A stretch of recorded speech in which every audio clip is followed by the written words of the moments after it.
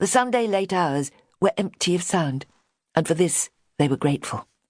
Weekends were the devil's own holidays, the drunken, raucous goings-on of the slum-dwellers, once their wages were in their eager palms, was a battle the children endured with quiet grimness, week in, week out.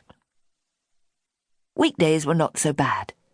Folk had to be up early for work the following day, and generally the narrow, cobbled streets and lanes were free of drama. Soon, Mac's breathing steadied into a regular rhythm, and Pip released a soft sigh of relief.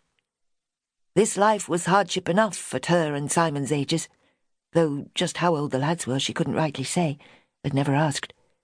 But for the small one beside her, it was torture. Only this morning she'd had to bite back tears when she'd attempted to check Mac's feet. He'd been having trouble with them for weeks, and when he'd stumbled, wailing in pain and unable to take another step, she'd knelt before him to investigate.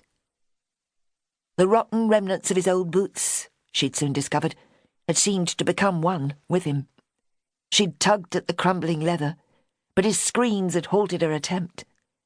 And heart-sore for this poor child she'd come to love as a younger brother, she'd had no choice but to leave them be. The boot looked to have fused to his bare flesh, and short of tearing the skin from the bone, there was little she could do. He'd have to try and ignore the pain, and she'd told him so. No, a life on the streets wasn't one they endured easily. Yet what was the alternative? The workhouse? Her lips tightened in determination. Never, never. She'd sooner finish her days all bone and frozen to the marrow in the gutter than pass through those doors. They all would. That place, with all it stood for, was the scourge of the poor's nightmares. Man or woman, old and young, fit or weak. Each knew how easily their fortune could change, and the prospect of the poorhouse could be upon them in the blink of an eye.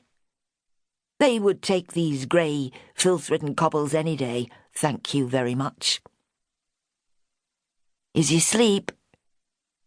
Pip looked over the top of Mac's fair hair towards Simon. His face was in shadow, hiding the worry she knew would be in his eyes.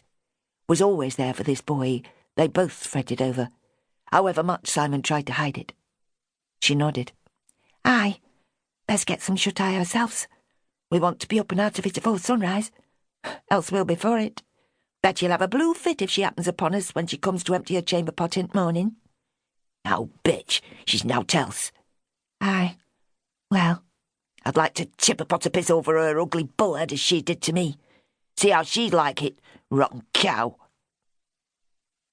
Carefully, so as not to disturb Mac, Pip felt the air in the darkness until her fingers brushed the coarse material of Simon's jacket. She pressed his shoulder. "Get some sleep, lad." Simon brought his knees up closer to his chest and pulled his too large cap low over his eyes. His teeth began chattering. Cursing quietly, he folded his arms around himself tightly. "Shuffle up here against me and Mac. You'll be warmer that way." After a moment's silence, he answered her gruffly. "Nay, I'm all right." Pip smiled to herself. Within minutes, the older lad's even breathing matched Mac's, and just as she knew he would, as he did each night, Simon snuggled closer in his sleep. His head found her shoulder over Mac, and she brought her shawl around him, encompassing the three of them beneath the woolen folds. A chink of grey moon winked down from the inky sky through the holes in the roof, as though watching over them like a caring mother.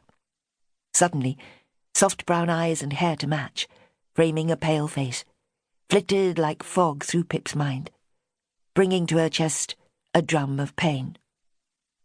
With a small sigh, she closed her eyes. The morning of Christmas Eve had not yet touched the wintry sky with light when the three children slipped through the tumble-down door and into the bitter coldness of Lomax Street.